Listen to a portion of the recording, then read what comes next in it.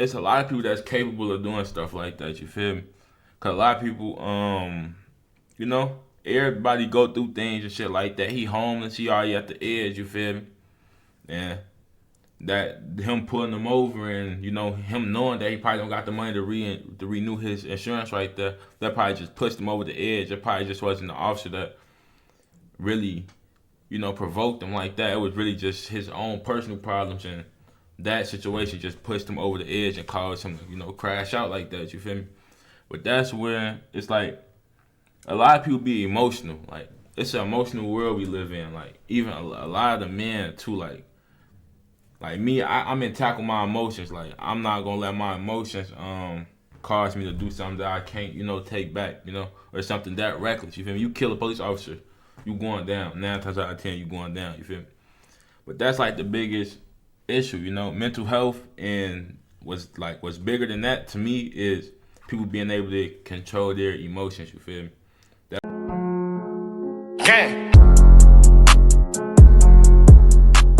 YouTube, today we back with a new video, and we in Florida with it. Florida deputy killed by man with an AK rifle after trying to help him. We're gonna hop right into it. Elio Diaz was a devoted sheriff's deputy and a father in Charlotte County. And we don't promote any of this content, and we it's for education purposes only. And if it sound like I'm talking a little weird, cause my whole left side of my mouth it's hurting right now. You feel me? County, Florida. That's on the west coast, north of Fort Myers, in a city called Punta Gorda. I've actually been there a few times, and it's a pretty quiet place. Diaz was doing his job on Sunday, December 15th, when his life was taken in an instant by a man he was actually trying to help. Diaz wasn't trying to throw this man in jail or anything like that. He was trying to do the exact opposite. The sheriff explained what happened as Sergeant Diaz pulled over a man he would later learn was named Andrew Mostyn. So it started on Sunday, just after 3 o'clock. Sergeant Elio Diaz was traveling northbound on the 41 bridge in Punta Gorda. He ran the tag of a white pickup truck, and the tag came back with an FR suspension on the driver. So they say he was wanting, they were trying to help him and shit. No, you were trying to do it don't justify him killing him though, but you weren't trying to help him. You seen that them plates, or he had suspension on his license, and you was trying to get to the bottom of that. Regular don't. That's what I don't like. They be trying to like over sauce it up when it's one of them that get killed. You feel me? But that still don't justify him killing them. But at the same time, it's like he wasn't trying to help. Goddamn it. An FR suspension is known as a financial responsibility, which is also another words for there was no insurance on the vehicle, which means they either didn't renew it or they never had insurance on the vehicle. Right. Sergeant Diaz followed the truck as the driver complied and pulled into a gas station. The truck pulled into the gas station in the harbor. Elio pulled in behind him and initiated a traffic stop. Now, the encounter with the suspect in this case was cordial. Elio was actually out with him for over an hour. Oh, wow. He found out and realized that this individual was homeless and he was living out of that truck. Right. And Elio was working with him to try and contact the insurance company to try and get his insurance reinstated so we would not have to tow that truck. Oh, okay. He was trying to help him, but you feel me? They making it seem like he was trying to help him from the jump and, seen him stranded or something. But yeah, he was trying to help him. And all the property that was more bogus, We need a small business loan fast. I got this. Loan cannon! in it because his entire life was in it. Right. So Elio was in his car doing what he needed to do. And like I said, it was over an hour later. So Sergeant Diaz, for more than an hour, tried to help this man who was homeless, living out of his truck, so he wouldn't have to tow his vehicle. What happened next is so upsetting and absolutely shocking. At that point, he got up out of his car and approached the shooter. He called out to him, at which time the individual reached into the truck, pulled out a rifle, and opened fire on him. And as Elio fell, he took a couple more steps forward and fired at him while he lay on the ground. We know that he fired at least 10 shots, and Elio was hit multiple times. We won't have all the exact until we have all the forensics and the pathology report back. At that point, the shooter fled in his truck. There was absolutely no reason for this person to shoot at Sergeant Diaz. That'd be a thing. Like, again, this don't justify anything that he did, but at the same time, it'd be like anybody and everybody is capable of doing something like that. I'm not saying everybody. Nah, I take that back. It's a lot of people that's capable of doing stuff like that. You feel me? Cause a lot of people, you know, everybody go through things and shit like that. He homeless. He already at the edge. You feel me? And that him pulling him over, and you know, him knowing that he probably don't got the money to renew his insurance right there, that probably just pushed him over the edge. It probably just wasn't the officer that really, you know, provoked him like that. It was really just his own personal problems, and that situation just pushed him over the edge and caused him to, you know, crash out like that. You feel me? But that's where it's like a lot of people be emotional. Like, it's an emotional world we live in. Like, even a lot of the men too. Like me, I'm in tackle my emotions. Like, I'm not gonna let my emotions cause me to do something that I can't, you know, take back, you know, or something that reckless. You feel me? You kill a police officer, you going down. 9 times out of 10, you going down. You feel me? But that's like the biggest issue, you know, mental health, and what's bigger than that to me is people being able to control their emotions. You feel me? That lead a lot of people doing a lot of shit. Even these little ass boys out here crashing out, doing all this shit. It's because they can't control their emotions. You feel me? And it take a real grown, real strong man to actually control your emotions and not think off your emotions, think logically. You feel me? You know? Have been a somewhat routine traffic stop, and a lot of law enforcement officers will tell you there is no such thing as a routine traffic stop, turned into a search for a cop killer. And my investigators did an outstanding job with tracking his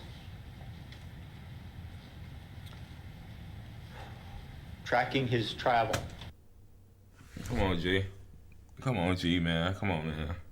They acting overhurt. That's how you know you finna get smoked. When they acting hurt like that, you getting smoked. He stopped. He had switched out his tag from the Florida tag that was on it to a Georgia tag. He also put on a ballistic vest.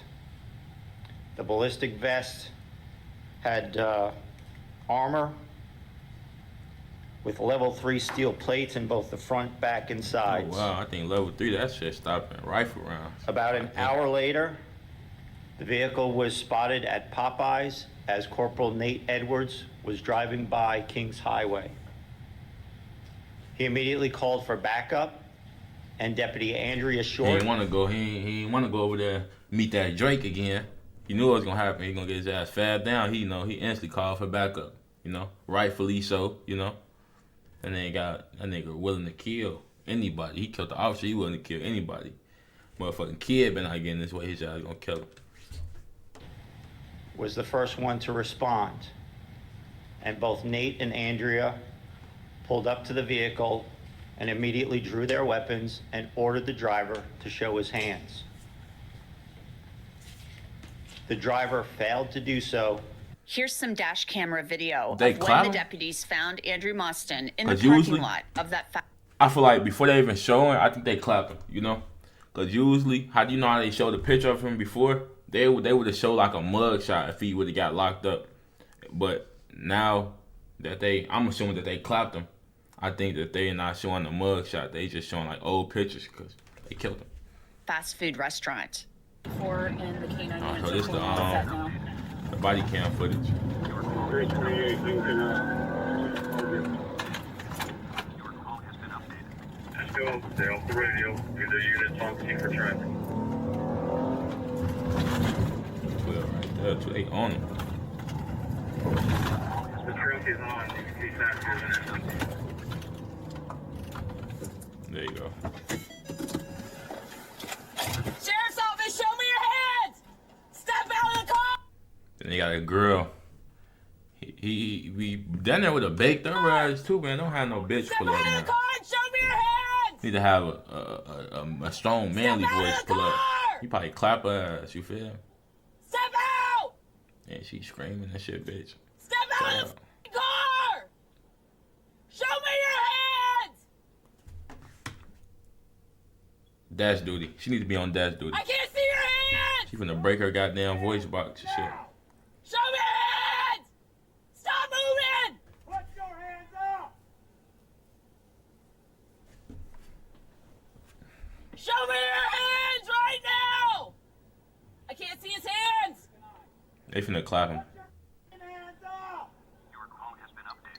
The cases I cover each day here on Crime Fix show you just how scary.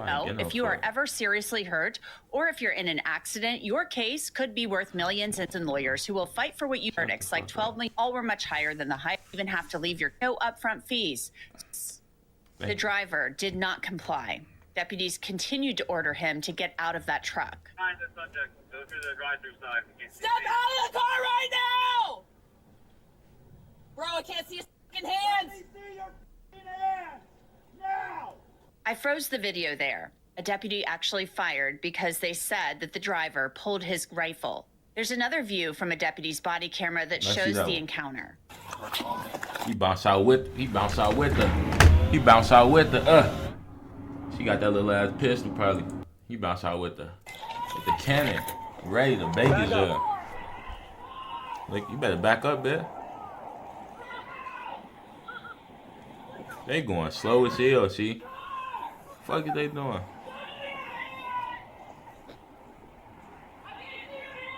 Show us your hands! Now! She pissed me off with that goddamn screaming. Now! Click that bitch. He ready. Pop one, yeah. Either can I. Put your hands up! I need a unit to come behind this subject. So raw. Go through the drive-through side. We can't see his hands. Let me see your hands! Now! Shots fired! Shots fired! Was that you? You good? I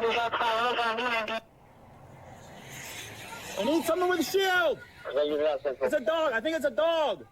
Deputies then went to the truck where another camera recorded the truck. A dog was inside and they found a rifle. Stand by. Stand by. You got shot? Appears to be, No. You have to account for the round ricocheting.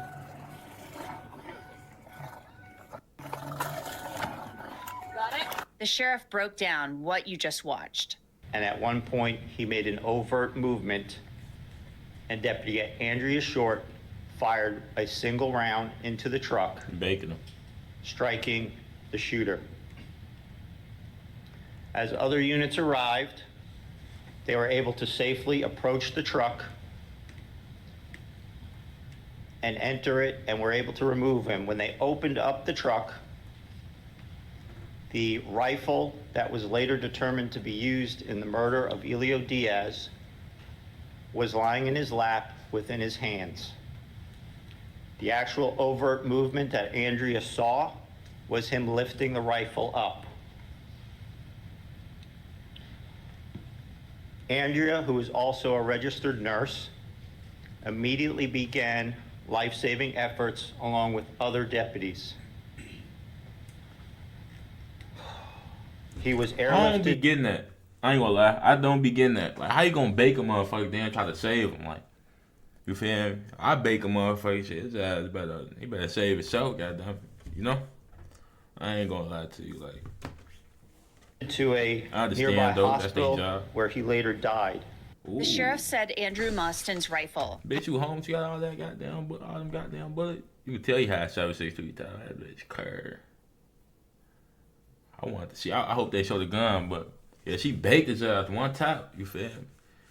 I'm talking about her voice and shit. The whole time she know how to clap. I ain't gonna lie. Had 18 rounds in the magazine and 1 round in the chamber. Inside the vehicle, the sheriff said they found hundreds of rounds of ammunition, 2 gas masks, loaded magazines, and 2 more rifles. It appeared as if Andrew Mostyn was ready for a firefight. The firearm that he used was a Romarm SAR-1, which was lying in his lap, and he used 7.62 rounds, which were full metal jacket. Also found, like I stated, he was wearing a ballistic armor vest. The vest also contained pouches with a loaded magazine, as well as a trauma kit and a med kit. He ain't get to get the med kit all day. We found additional magazines and ammunitions on his person and inside the vehicle. The one in the vest was fully loaded, and there was one on the dashboard that was partially loaded.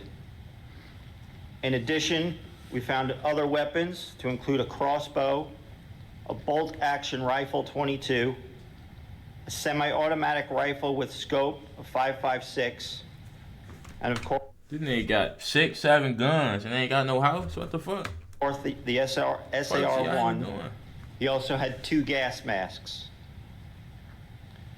The vehicle search also concluded well over 1,000 rounds of various caliber ammunition and 2 gas masks.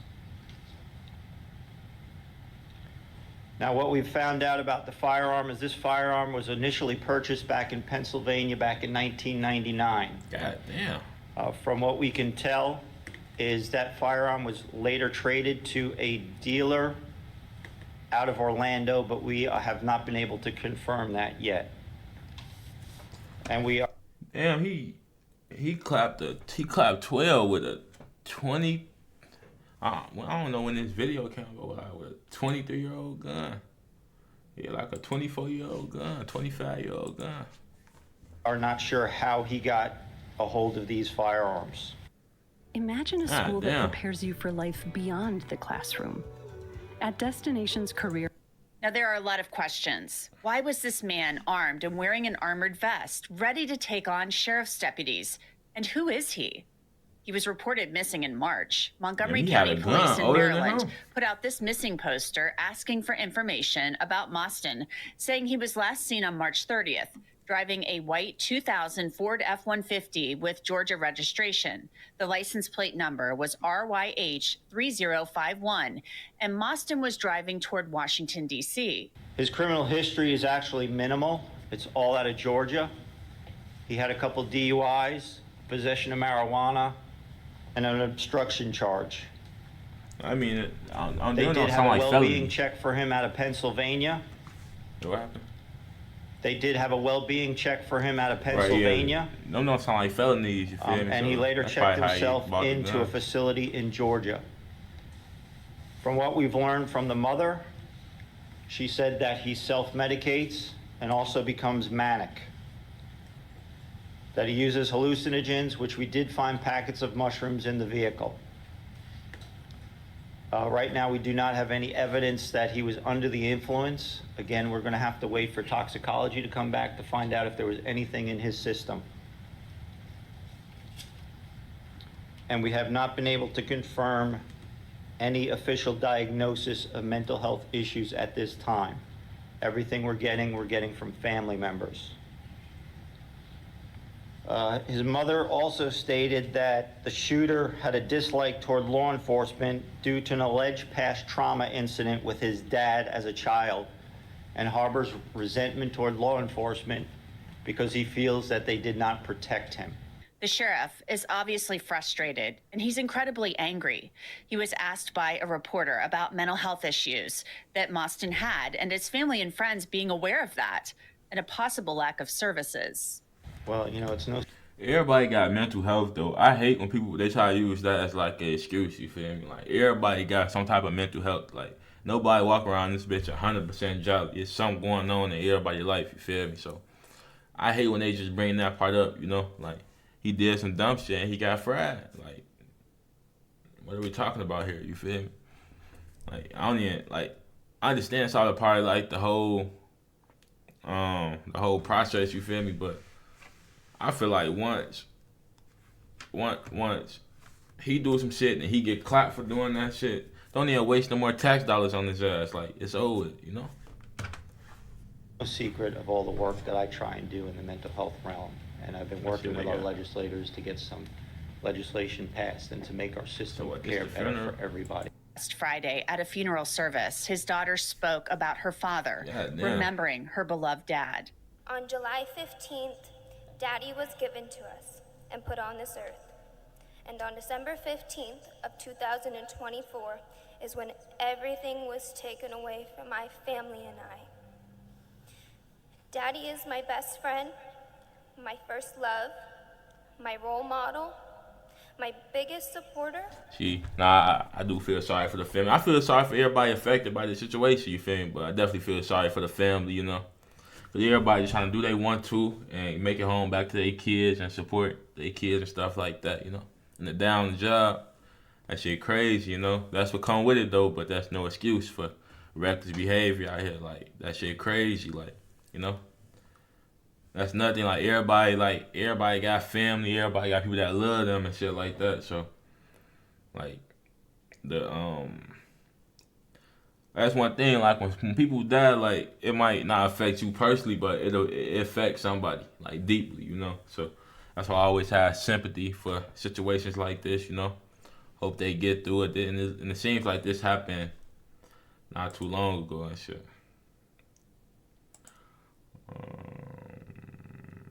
The date is not shown. Yeah, but shit be crazy though. That's why you gotta, you know, be on point. My forever superhero. Daddy is my everything. He is my king, and I am his princess. As his daughter, along with my unrelated, they pissing me off though. Like, oh my grandma, what is they doing, man? Like, what is they doing right now? Older sister. He raises us and continues to raise us. Look how you turn around though. Look how you turn around though. But strong and fierce, and to not take anything from anyone, to be determined, and to be as humble as Daddy is. Oh, they ain't gonna turn around. I'm very fortunate enough to experience the world through his eyes. The eyes that are filled with an endless amount of kindness, wisdom, and a deep, deep love for all of those around him.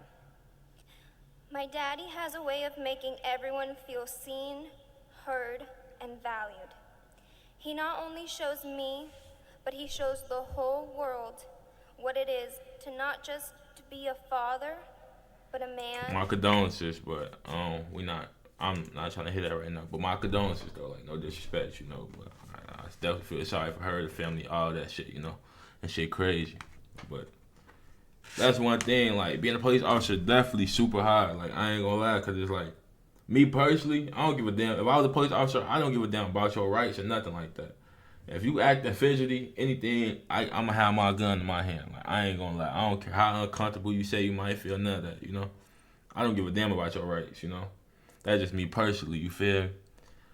And, you know, situations like this, it's like, it's really no avoiding it, kind of, because, like, you never know how he was acting before he shot him and shit like that. He probably had no clue, you know? Everybody now on their P's and Q's every second of the day, you know? Everybody lack at some point, you know? If it's for a split second or everybody lack, that's why you gotta, you know? You feel me? Some shit just ain't avoidable, like, you know? But, yeah, shit. I really ain't got too much to say. Condolences to the family and shit like that, you know? Hope they got through it, Will and shit. He's sick. I know he's sick as hell. He's sick. They all sick, but he look like he ready to go do something to somebody. But yeah, that's about it for this video, man. Y'all like, comment, subscribe, fuck with everything in the description. We gone. Gang.